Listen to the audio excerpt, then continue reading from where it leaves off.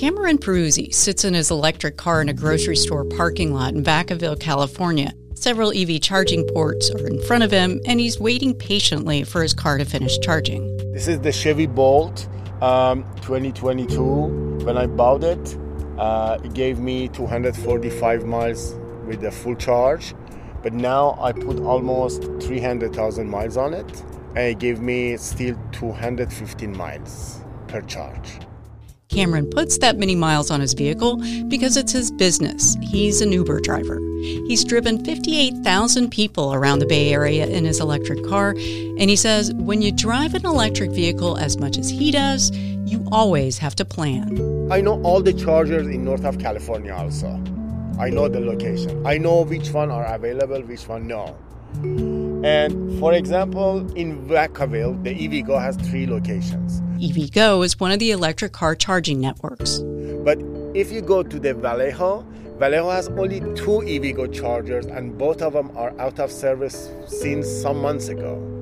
And I always call to the customer service and report that, but they don't fix it. I don't know why. Over there in Vallejo, somebody cut the cable also. Such charging woes are not unusual. Chargers can be broken, slow, or just inaccessible for multiple reasons.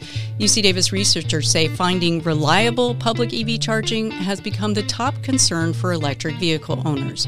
But just how much could this affect EV adoption? We're going to explore that issue and more in this episode of Unfold.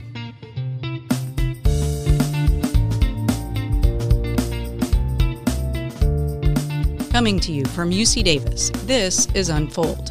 I'm Amy Quinton. And I'm Kat Curlin. More people are making the switch from gas to electric vehicles. But right now, EVs account for about 8% of new vehicle sales nationwide and 26% in California.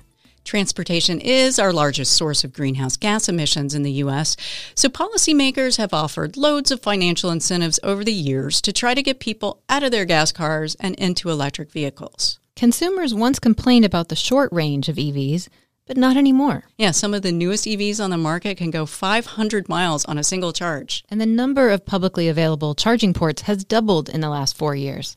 Now there are more than 203,000 operating across the U.S. But increased adoption won't happen unless people have a reliable way to charge. Alan Jin is an assistant professor in the Civil and Environmental Engineering Department and with our Institute for Transportation Studies. The vast majority of charging that people do is at home, right? So we know today like 80 to 85% of all the charging that you do happens at home. You know, the home charging experience has generally been pretty positive for most people. But, Ellen says, the public charging experience can be completely different. It's kind of the Wild West. Okay, what does he mean it's the Wild West? It's a clash between lawlessness and opportunity, order and chaos, Kat. It is a bit of an untamed landscape. Well, unless you drive a Tesla. The charging experience can be very, very easy if you drive a Tesla. You just go there and you don't need to figure out payment or anything, plug and leave. That's Gil Tall, director of the Electric Vehicle Research Center and an adjunct professor of environmental science and policy. But, he says, if you don't drive a Tesla, the pain points are numerous. From finding the charger to paying to starting it, it can be quite challenging for many people. The reason? Teslas have been around a while and have their own extensive supercharging network. And Tesla cars easily communicate to their chargers. The supercharging network has recently become available to non-Tesla drivers, but not everywhere. And you'll also need a newer EV and an adapter, so there are hurdles for non-Tesla EV owners. Alan pointed to a study from UC Berkeley that looked at public charging reliability. Drivers were sent to a handful of non-Tesla chargers across the Bay Area. They found a third of them weren't working. You could go to a charger and it could be just off. It could be offline, and so you can access it. You could have issues where you plug it in and then it couldn't process the payment. Maybe it couldn't communicate with the app, right? Maybe the charger itself was damaged and it wasn't working. And how did it get to this point? I mean, after all, federal guidelines require that chargers must have an average annual functional time called uptime of greater than 97%. Well, Alan says many charging operators report high uptime, but that may not include things like slow charging speeds or incomplete charges or apps that don't work. Or the biggest pain, congestion at chargers that cause long wait times. There's even something called getting iced. That's when a non-EV vehicle, one with an internal combustion engine, parks in an EV charger spot. It's all part of the EV charging experience and can be frustrating. It's also not being studied until now. UC Davis researchers are working with the California Energy Commission on a 3-year project.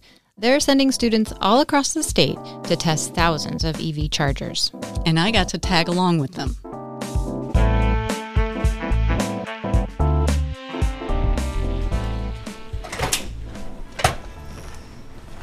So we'll be riding in the Ford Lightning today. The Ford F-150 Lightning is an electric truck, and it's huge. I'm with Joshua Bang and Brian Olszewski. Both are UC Davis students. Brian, who is driving, types the charging station address into the navigation system. Obey traffic laws, be alert, and use voice commands while driving. That's the car talking. The project involves testing 3 types of cars, the Lightning, the Bolt, and a Tesla. The charger is about 25 minutes away at Vacaville City Hall, although sometimes finding the chargers can be difficult. Joshua says government buildings usually have chargers, but that doesn't mean you can access them. Through testing, we found that a lot of quote-unquote publicly accessible chargers are actually not publicly accessible. There might be a security gate, or it's a government facility that's inaccessible to public. Navigation takes us to the front of City Hall, where there are no chargers.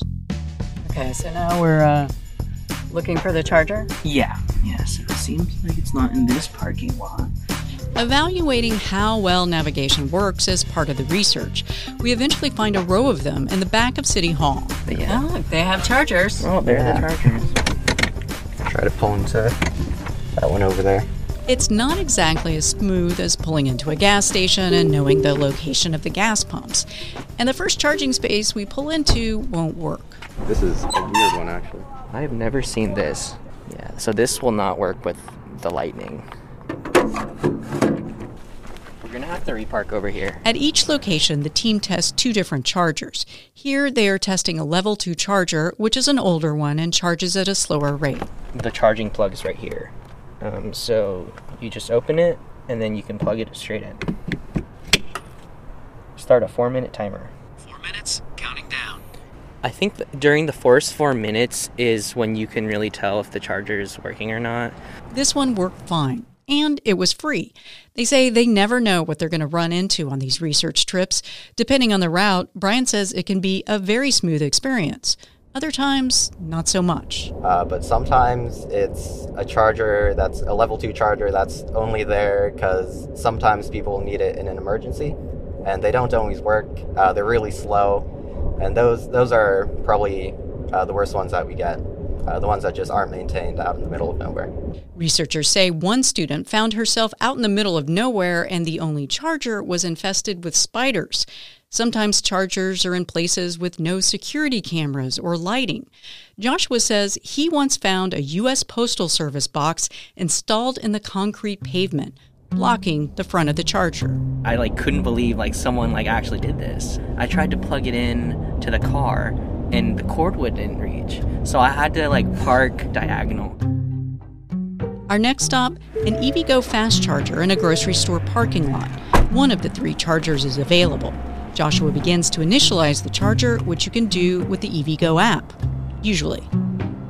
This charger might not be on the app, which is pretty rare. Unfortunate. So this one's not on the app. Sometimes they install new ones or do maintenance. Sometimes maybe they didn't update the app. So Joshua instead begins to use his credit card. That's when the driver in the spot next to him lets him know that the charger just doesn't work. I see. You cannot use it. Oh, okay. So that's sort of the things you might run into. I'm still going to try to initialize it with this card, but yeah, it seems like a local knows what's going on here. That local was the Uber driver, Cameron Peruzzi, who was happy to tell me about his history of charging issues and the problem he runs into the most with the EVgo fast chargers. Some of them are out of the service, and I don't know why they don't fix it. In some areas like Oakland, some of the people start cutting the cable because of the copper, and those chargers are like this for some months. They don't replace the cable. The last station we hit is a charge point in another grocery store parking lot. It was easy to spot with its green glowing light. There was no one in line. It initialized easily on the app and with a charge card. You could even hear the slight electric buzz as it charged the car. Awesome, we've done it.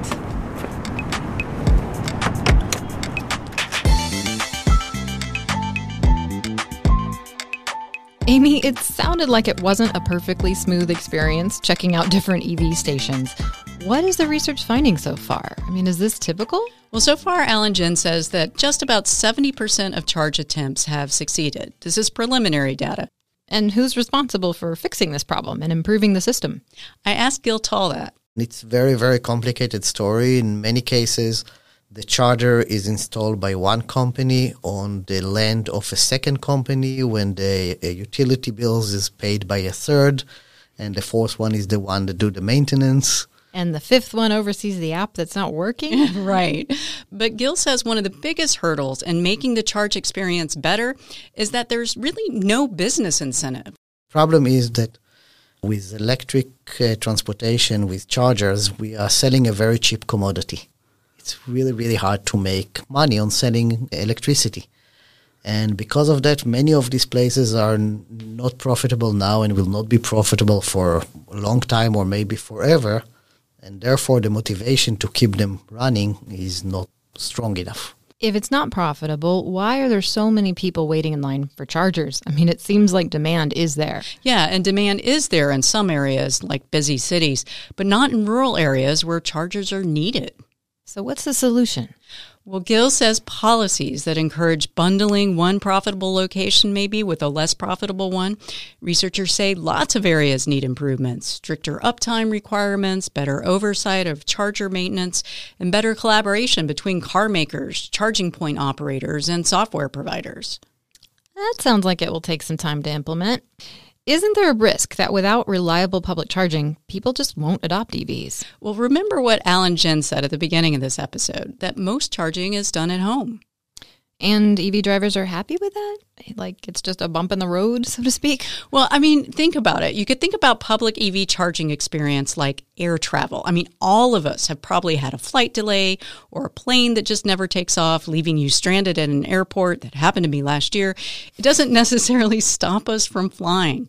Here's what Alan told me. When I go to conferences, I ask everyone to raise their hands if they have an EV, and then I ask them to put their hands down if they've never had a problem at a charger. And all of them keep their hands up, like every single one, right? But then you ask them, would you still get an EV? And they all would. And Kat, remember the Uber driver I talked to at the beginning of this episode? Oh, yeah. The one who complained about the broken chargers. Literally in the same sentence of his complaining, he said this. But I love EV car. If you drive EV car, you're never back to the gas car. For sure. Well, let's hope that's the case. For sure. And that wraps up this episode of Unfold. You can find out more about our EV research in our show notes at our website, ucdavis.edu/unfold. And if you like listening to Unfold, be sure to subscribe and follow us on your device. That way, you'll never miss an episode. I'm Amy Quinton. And I'm Kat Kurland. Thanks for listening. Unfold is a production of UC Davis. Original music for Unfold comes from Damien Verrett and Curtis Jerome Haynes. Additional music comes from Blue Dot Sessions.